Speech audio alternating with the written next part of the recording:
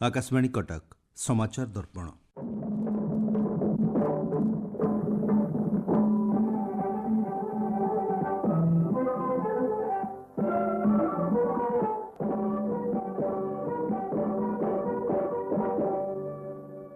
आउ 3 दिन पर विदाय नेब 2025। समस्त क्षेत्र में विश्व आम देश भारत आम राज्य ओडिशा पाई 2025 थिला परिवर्तनर वर्ष। आसंतु आज समाचार दर्पण में पुणी मन पकाइबा किछि प्रमुख घटना संपर्क में। 2025 वर्षटी विश्वर गभीर परिवर्तनर वर्ष थिला, जहाँ राजनैतिक परिवर्तन, सामरिक गतिरोध एवं द्रुत प्रजुक्तिविद्या द्वारा त्वरान्वित होइतिला। डोनाल्ड ट्रम्प को अमेरिका राष्ट्रपति पद को फेरिबा ठारू प्रथम अमेरिकीय पोप को आविर्भाव पर्यंत प्रत्येक क्षेत्र में अंतर्जातीय मानदंड को पुनः आकृति देइथिला। जानुआरी में डोनाल्ड ट्रम्प को व्हाइट हाउस को फेरिबा द्वारा भू राजनैतिक दृश्यपट प्राधान्य पाइथिला। तांको प्रशासन तुरंत व्यापक परिवर्तन आरंभ करथिला, जेउथिरे सरकारी दक्षता विभाग सृष्टि करा जाइथिला, जहाँ कठोर संघीय कर्मचारी ह्रास कार्यकारी करथिला एवं आक्रमणात्मक ढंगरे भारत समेत अनेक देश उपरे वर्धित और अतिरिक्त वाणिज्य शुल्क लागू करथिला। अन्य केतेक देश में नेतृत्व में परिवर्तन घटिथिला। सानाए ताकाइची जापान प्रथम महिला प्रधानमंत्री होइथिले एवं नेतुम्बो नंदी नदैटवा नाम्बियार प्रथम महिला राष्ट्रपति भाव में शपथ नेइथिले। दक्षिण कोरिया रे महाभियोग पर राष्ट्रपति यून सुक योल को गिरफ्त करा जाइथिला और ली जाए म्यूंग निर्वाचित होइथिले। कैथोलिक चर्च पोप लियो 14 निर्वाचन सहित एक नूतन जुगर प्रवेश करथिला, जे प्रथम अमेरिकीय भावे पोप पद धारण करथिले। 2025 रे विश्व बड़ संघर्ष जारी रहिबा सहित विश्वर स्थिरता दुर्बल होइथिला। रूस यूक्रेन युद्ध रे रेकर्ड संख्यक नागरिक मृताहत सहित चतुर्थ वर्ष रे प्रवेश करथिला, जेतेबेले इस्राएल हमास युद्ध रे नूतन हिंसा द्वारा अस्थायी दुर्बल युद्धविरतिर एक श्रृंखला देखागला। येमेन एवं भेनेजुएलार जहाजरे ईरान समर्थित हाउथी विरोध में अमेरिका आक्रमण करने सहित सीधासलख सामरिक घृणाभाव वृद्धि पाइथिला। पहलगाम आक्रमण पर भारत और पाकिस्तान मध्य युद्ध संगठित होइथिला। चलित वर्ष कृत्रिम बुद्धिमत्ता द्वारा अस्त्रशस्त्र प्रतियोगिता त्वरान्वित होइथिला। ओपन एआई GPT-5 और गूगल जेमिनाई 3 आरंभ होइथिला। चीन एआई विकास को मुकाबिला करने अमेरिका $500 बिलियन स्टार गेट प्रकल्प आरंभ करने सहित टेक आधिपत्य पर भू राजनैतिक प्रतियोगिता तीव्र होइथिला। महाकाश अनुसंधान गुरुत्वपूर्ण विकास सह flyer ply aerospace blue ghost एक वाणिज्यिक लैंडर द्वारा प्रथम सहज सफल अवतरण करथिला। भारतर शुभांशु शुक्ला अंतर्जातिक महाकाश केन्द्र में एक्जियो मिशन 4 रे जोग देइथिले। स्पेसएक्स फ्राम 2 लॉन्च करथिला, जहाँ एक ध्रुवीय प्रतिकूल कक्षपथ प्रवेश करने प्रथम क्रू मिशन थिला। चिकित्सा क्षेत्र में प्रथम मानव मूत्राशय प्रतिरोपण एवं एआई चालित औषध आविष्कार 2025 गुरुत्वपूर्ण घटना थिला। ट्रम्प को वाणिज्य युद्ध जोगु विश्व बजार गुड़िक अस्थिरतार सम्मुखीन होइथिले। विशेषकर चीन सामग्री उपर 100 रु अधिक प्रतिशतर शुल्क जोगु जीडीपी व्यापक ह्रास पाइथिला। प्रतिकूल परिस्थिति सत्वे भारत यार वर्धित सेमीकंडक्टर एवं डिजिटल इकोसिस्टम द्वारा प्रवर्तित 7.3% अभिवृद्धि हार सहित एक स्थिर अर्थनीति भाव में उभा होइथिला। 2025 रे जलवायु संकट आहुरी खराब होइथिला, कारण विश्व तापमात्रा 1.5 डिग्री सेल्सियस सीमा अतिक्रम करथिला। 2025 रे लॉस एंजेल्स रे बन्या, अग्निकांड एवं केंद्रीय टेक्सास रे मारात्मक बन्या समेत प्रलयंकारी प्राकृतिक विपर्यय देखा देइथिला। ब्राजिल रे COP30 शिखर सम्मेलन राष्ट्रगुड़िक पई नेट शून्य अंगारक निर्गमन पई प्रतिबद्धता मध्य प्रकाश पाइथिला। चलित वर्ष बियोन्स काउबॉय क्वार्टर पर प्रथम ग्रामी एल्बम ऑफ द ईयर जीतिथिले। क्रीडा रे लॉस एंजेल्स डॉजर्स विश्व सीरीज चैंपियन भाव में पुणी थरी जीतिथिले एवं भारत मध्य यार प्रथम महिला क्रिकेट विश्वकप जीति एक प्रमुख माइलखुंट स्थापन करथिला। 2025 मसीहार भारत एक उदीयमान विश्व महाशक्ति भाव में निजर स्थिति को सुदृढ़ करथिला। ऐतिहासिक आर्थिक माइलखुंट, निर्णायक सामरिक कार्य और परिवर्तनकारी घरोई संस्कार एक जटिल वर्ष को देश पार करिबारे समर्थ होइथिला। 2025 मसीहार भारत आनुष्ठानिक भाव में विश्वर चतुर्थ बृहत अर्थनीति होइथिला और जापान को पछरे पकाइथिला। अर्थनीति एक दृढ़ अभिवृद्धि हार बजाय रखिला। आर्थिक वर्ष 2026 रे द्वितीय त्रैमासिक प्रकृत जीडीपी 8.2% वृद्धि पाइबा आकलन करा जाइथिला।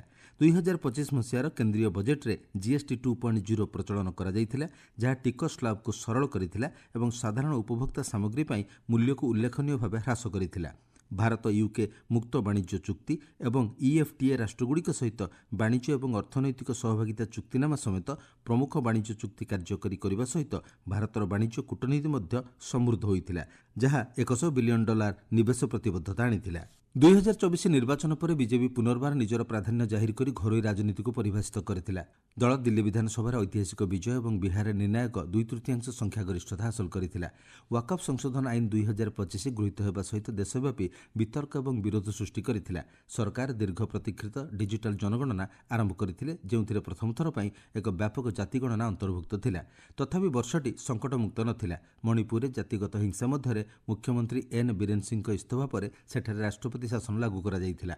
ଚଳିତ ବର୍ଷ ଗ୍ରୁପ୍ କ୍ୟାପ୍ଟେନ୍ ଶୁଭାଂଶୁ ଶୁକ୍ଲା ମହାକାଶକୁ ଯାତ୍ରା କରିଥିବା ଦ୍ୱିତୀୟ ଭାରତୀୟ ହୋଇଥିଲେ। ଏହା ସହିତ ମିଳିତ ନାସା ଇସ୍ରୋ ନିସାର ସାଟେଲାଇଟ୍ ସଫଳତାର ସହ ଉତ୍କ୍ଷେପଣ କରାଯାଇଥିଲା। ଜମ୍ମୁ ଏବଂ କାଶ୍ମୀରରେ ସୋନମାର୍ଗ ଟନେଲ୍ ଏବଂ ଉଦ୍ଧମପୁର ବାରାମୂଳା ରେଳପଥ ସମେତ ପ୍ରକଳ୍ପଗୁଡ଼ିକ ସମାପ୍ତ ହୋଇଥିଲା, ଯାହା ଆଞ୍ଚଳିକ ସଂଯୋଗୀକରଣରେ ବଡ଼ ପରିବର୍ତ୍ତନ ଆଣିଥିଲା। ମୁମ୍ବାଇ ଏବଂ ଦିଲ୍ଲୀରେ ଟେସ୍ଲା ଏହାର ପ୍ରଥମ କେନ୍ଦ୍ର ଖୋଲିଥିଲା, ଯେତେବେଳେ ଭିଏତନାମର ଇଭି ଜଏଣ୍ଟ ଭିନ୍ଫାଷ୍ଟ ତାମିଲନାଡୁରେ ଏହାର ପ୍ରଥମ ଭାରତୀୟ ଆସେମ୍ବଲିଂ ପ୍ଲାଣ୍ଟ ଉଦ୍ଘାଟନ କରିଥିଲା। ପହଲଗାମରେ ଆତଙ୍କବାଦୀ ଆକ୍ରମଣରେ 26 ଜଣ ପର୍ଯ୍ୟଟକଙ୍କ ମୃତ୍ୟୁ ଘଟିଥିଲା। ଏହାର ଜବାବରେ ଭାରତୀୟ ସଶସ୍ତ୍ର ବାହିନୀ ଅପରେସନ୍ ସିନ୍ଦୁର ଆରମ୍ଭ କରିଥିଲା। ସୀମାପାର ଆତଙ୍କବାଦୀ ଶିବିରଗୁଡ଼ିକ ଉପରେ ଏକ ସର୍ଜିକାଲ ଷ୍ଟ୍ରାଇକ୍, ଯାହା ଯୁଦ୍ଧବିରତି ହେବା ପୂର୍ବରୁ ପାକିସ୍ତାନ ସହିତ ତୀବ୍ର ସାମରିକ ସ୍ଥିତି ସୃଷ୍ଟି କରିଥିଲା।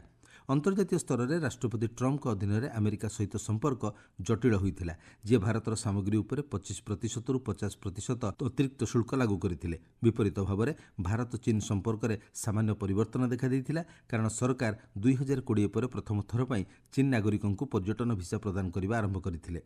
2025 ଭାରତୀୟ କ୍ରୀଡ଼ା ପାଇଁ ଏକ ସୁବର୍ଣ୍ଣ ବର୍ଷ ଥିଲା। କ୍ରିକେଟ ପୁରୁଷ ଦଳ ଅପରାଜିତ ଭାବରେ ଆଇସିସି ଚାମ୍ପିୟନ୍ସ ଟ୍ରଫି ଜିତିଥିଲା ଏବଂ ମହିଳା ଦଳ ସେମାନଙ୍କର ପ୍ରଥମ ଆଇସିସି ମହିଳା କ୍ରିକେଟ ବିଶ୍ୱକପ୍ ଜିତି ଇତିହାସ ରଚିଥିଲେ। ଆଥଲେଟିକ୍ସରେ ନୀରଜ ଚୋପ୍ରା ଦୋହା ଡାଇମଣ୍ଡ ଲିଗ୍ରେ ଜାଭେଲିନ୍ରେ 90 ମିଟର ମାର୍କ ଅତିକ୍ରମ କରିଥିବା ପ୍ରଥମ ଭାରତୀୟ ହୋଇଥିଲେ। ଭାରତ ପୁରୁଷ ଏବଂ ମହିଳା ଖୋଖୋରେ ଉଭୟରେ ପ୍ରଥମ ବିଶ୍ୱ ଟାଇଟଲ ଜିତିଥିଲା ଏବଂ ଦିବ୍ୟା ଦେଶମୁଖ ଫିଡେ ମହିଳା ବିଶ୍ୱକପ୍ ଚାମ୍ପିୟନ ହୋଇଥିଲେ। ପ୍ରୟାଗରାଜରେ ପ୍ରୟାଗ ମହାକୁମ୍ଭ ମେଳା ଏବଂ ମରାଠା ସାମରିକ ଭୂଦୃଶ୍ୟକୁ ଆନୁଷ୍ଠାନିକ ଭାବରେ ୟୁନେସ୍କୋ ବିଶ୍ୱ ଐତିହ୍ୟସ୍ଥଳ ଭାବରେ ନାମିତ କରାଯାଇଥିଲା। 2025 ମସିହାରେ ଏକ ନୂତନ ରାଜନୈତିକ ନେତୃତ୍ୱ ଅଧୀନରେ ଓଡ଼ିଶା ପ୍ରଥମ ପୂର୍ଣ୍ଣବର୍ଷ ଅତିକ୍ରମ କରି ଏକ ଐତିହାସିକ ପରିବର୍ତ୍ତନ ଆଣିଥିଲା, ଯାହା ବ୍ୟାପକ ଶିଳ୍ପ ନିବେଶ, କଲ୍ୟାଣକାରୀ ପ୍ରସାରଣ ଏବଂ ସାଂସ୍କୃତିକ ଐତିହ୍ୟ ଉପରେ ଧ୍ୟାନ ଦେଇଥିଲା। ମୁଖ୍ୟମନ୍ତ୍ରୀ ମୋହନ ଚରଣ ମାଝୀଙ୍କ ନେତୃତ୍ୱରେ ବିଜେପି ନେତୃତ୍ୱାଧୀନ ସରକାରଙ୍କ ପ୍ରଥମ ପୂର୍ଣ୍ଣବର୍ଷ ଦ୍ୱାରା ଏହି ବର୍ଷକୁ ପରିଭାଷିତ କରାଯାଇଥିଲା। ଏହି ନୂତନ ପ୍ରଶାସନ ଦୀର୍ଘକାଳୀନ ଅମଲାତାନ୍ତ୍ରିକ ଢାଞ୍ଚାକୁ ଭାଙ୍ଗିବା ଏବଂ ଉଚ୍ଚ ପ୍ରଭାବଶାଳୀ କଲ୍ୟାଣକାରୀ ଯୋଜନାଗୁଡ଼ିକର ଏକ ଶୃଙ୍ଖଳା ପ୍ରଚଳନ କରିବା ଉପରେ ଧ୍ୟାନ ଦେଇଥିଲେ। ଗୁରୁତ୍ୱପୂର୍ଣ୍ଣ ନେତୃତ୍ୱ ମାଇଲଖୁଣ୍ଟ ମଧ୍ୟରେ ଓଡ଼ିଶାର ପ୍ରଥମ ମହିଳା ମୁଖ୍ୟ ଶାସନ ସଚିବ ଭାବରେ ଅନୁ ଗର୍ଗଙ୍କ ନିଯୁକ୍ତି ଅନ୍ତର୍ଭୁକ୍ତ। ରାଜନୈତିକ ଦୃଷ୍ଟିରୁ ରାଜ୍ୟ ଶାସକ ବିଜେପି ଏବଂ ବିରୋଧୀ ବିଜୁ ଜନତା ଦଳ ମଧ୍ୟରେ କେନ୍ଦ୍ରୀୟ ବନାମ ରାଜ୍ୟ ଯୋଜନାର କାର୍ଯ୍ୟାନ୍ୱୟନ ଉପରେ ଆରୋପ ପ୍ରତ୍ୟାରୋପ ଲାଗି ରହିଥିଲା। ଓଡ଼ିଶାର ଅର୍ଥନୀତି 2025-26 ଆର୍ଥିକ ବର୍ଷ ପାଇଁ ଜିଏସ୍ଡିପିରେ 12% ବୃଦ୍ଧିର ଆକଳନ କରିଥିଲା, ଯାହା ପ୍ରାୟ 10.63 ଲକ୍ଷ କୋଟିରେ ପହଞ୍ଚିଛି। ଶିଳ୍ପ କ୍ଷେତ୍ର ଏହି ଅଭିବୃଦ୍ଧିର ମେରୁଦଣ୍ଡ ଥିଲା। ପ୍ରଧାନମନ୍ତ୍ରୀ ନରେନ୍ଦ୍ର ମୋଦି ଗତ ଜାନୁଆରୀରେ ଉଦ୍ଘାଟନ କରିଥିବା ପ୍ରମୁଖ ଉତ୍କର୍ଷ ଓଡ଼ିଶା ମେକ୍ ଇନ୍ ଓଡ଼ିଶା ସମ୍ମିଳନୀ 2025 ଅଭିବୃଦ୍ଧି ପାଇଁ ଏକ ପ୍ରେରଣା ଭାବରେ କାର୍ଯ୍ୟ କରିଥିଲା। ରାଜ୍ୟ କେବଳ ଔଷଧ କ୍ଷେତ୍ରରେ 7,043 କୋଟି ଟଙ୍କାର ଗୁରୁତ୍ୱପୂର୍ଣ୍ଣ ଚୁକ୍ତିନାମା ସମେତ ଅନେକ ଲକ୍ଷ କୋଟି ଟଙ୍କାର ବୁଝାମଣାପତ୍ର ସ୍ୱାକ୍ଷର କରିଥିଲେ।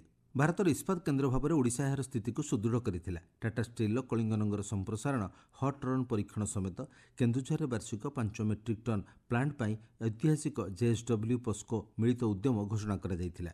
ସରକାର ଖଣି ନିଲାମ ପାଇଁ ପୁଣି ମଧ୍ୟ ପ୍ରକ୍ରିୟା ଆରମ୍ଭ କରିଥିଲେ ଓ 2025 ପ୍ରାରମ୍ଭ ସୁଦ୍ଧା 30ଟି ଖଣି ଟେଣ୍ଡର ପାଇଁ ପ୍ରସ୍ତୁତ ହୋଇଥିଲା। ଖୋର୍ଦ୍ଧା ଏବଂ ନୟାଗଡ଼ରେ ସମର୍ପିତ ଔଷଧ ଓ ଚିକିତ୍ସା ଡିଭାଇସ୍ ପାର୍କ ଆରମ୍ଭ କରାଯାଇଥିଲା।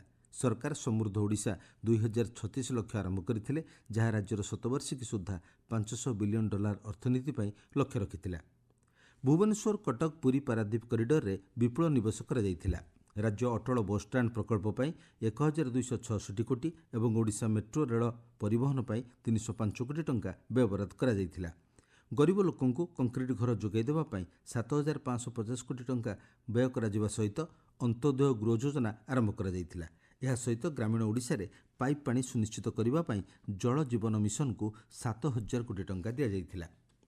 2025 ଏକ ଐତିହାସିକ ପରିବର୍ତ୍ତନ ଥିଲା, କାରଣ ଓଡ଼ିଶା ଆୟୁଷ୍ମାନ ଭାରତ ଯୋଜନାରେ ଆନୁଷ୍ଠାନିକ ଭାବରେ ଯୋଗ ଦେଇଥିଲା। ଏହାକୁ ରାଜ୍ୟର ଗୋପବନ୍ଧୁ ଜନ ଆରୋଗ୍ୟ ଯୋଜନା ସହିତ ସଂଯୁକ୍ତ କରାଯାଇଥିଲା। ଏହି ପଦକ୍ଷେପ ପ୍ରାୟ 3.5 କୋଟି ଲୋକଙ୍କୁ ସ୍ୱାସ୍ଥ୍ୟ କଭରେଜ ପ୍ରଦାନ କରିବାର ଲକ୍ଷ୍ୟ ରଖିଛି। ଶିକ୍ଷା ପାଇଁ 41,273 କୋଟି ଟଙ୍କାର ବିପୁଳ ଆବଣ୍ଟନ କରାଯାଇଥିଲା। ଗୋଦାବରୀ ମିଶ୍ର ଆଦର୍ଶ ପ୍ରାଥମିକ ବିଦ୍ୟାଳୟ ସ୍ଥାପନ ଭଳି ନୂତନ ପଦକ୍ଷେପ ପ୍ରାଥମିକ ଶିକ୍ଷା ଉତ୍କର୍ଷତା ଉପରେ କେନ୍ଦ୍ରିତ ଥିଲା। ଜଳବାୟୁ ପରିବର୍ତ୍ତନ ପ୍ରତି ଏହାର ଦୁର୍ବଳତାକୁ ସ୍ୱୀକାର କରି ଓଡ଼ିଶା ବିପର୍ଯ୍ୟୟ ବିପଦ ପରିଚାଳନା ପାଣ୍ଠିକୁ 4,000 କୋଟି ଟଙ୍କା ଦିଆଯାଇଥିଲା। ଶିମିଳିପାଳ ଜୈବମଣ୍ଡଳ ସଂରକ୍ଷଣ ପାଇଁ ଆମ ଶିମିଳିପାଳ ଯୋଜନା ପ୍ରଚଳନ କରାଯାଇଥିଲା। ରାଜ୍ୟ ବାଲେଶ୍ୱର ଏବଂ କେନ୍ଦୁଝର ସମେତ ବିଭିନ୍ନ ଜିଲ୍ଲାରେ 1,000 ମେଗାୱାଟ ସୌର ପାର୍କ ଘୋଷଣା କରି ସବୁଜ ଶକ୍ତି ପାଇଁ ମଧ୍ୟ ଗୁରୁତ୍ୱ ଦେଇଥିଲେ। ଓଡ଼ିଶା ଏହାର ଓଡ଼ିଆ ଅସ୍ମିତାକୁ ପ୍ରୋତ୍ସାହିତ କରିଥିଲା। ପୁରୀକୁ ତୀର୍ଥଯାତ୍ରାକୁ ସହଜ କରିବା ପାଇଁ 30 କୋଟି ଟଙ୍କା ସହିତ ଶ୍ରୀ ଜଗନ୍ନାଥ ଦର୍ଶନ ଯୋଜନା ଆରମ୍ଭ କରାଯାଇଥିଲା। ରାଜ୍ୟ ଏକ ବିଶ୍ୱସ୍ତରୀୟ କ୍ରୀଡ଼ା ଗନ୍ତବ୍ୟସ୍ଥଳ ଭାବରେ ଏହାର ଗତି ବଜାୟ ରଖିଥିଲା। ଏହି କ୍ଷେତ୍ର ପାଇଁ 1,320 କୋଟି ଟଙ୍କା ଆବଣ୍ଟନ କରାଯାଇଥିଲା। ମୁଖ୍ୟ ବିକାଶ ମଧ୍ୟରେ କେନ୍ଦୁଝର, ସମ୍ବଲପୁର ଏବଂ କୋରାପୁଟରେ କ୍ରୀଡ଼ା ହବ୍ଗୁଡ଼ିକର ସମ୍ପ୍ରସାରଣ ଏବଂ ରାଉରକେଲାରେ ନୂତନ କେନ୍ଦ୍ର ସ୍ଥାପନ ରହିଥିଲା। ନୂଆବର୍ଷର ଅନେକ ଅନେକ ଶୁଭେଚ୍ଛା ସହ ଏଇଠି ଶେଷ କରୁଛୁ ଚଳିତ ବର୍ଷର ଶେଷ ସମାଚାର ଦର୍ପଣ। ପ୍ରସ୍ତୁତି ଆଞ୍ଚଳିକ ସମ୍ବାଦ ବିଭାଗ ଓ ଉପସ୍ଥାପନାରେ ମୁଁ ସତ୍ୟବ୍ରତ ବେହୁରା।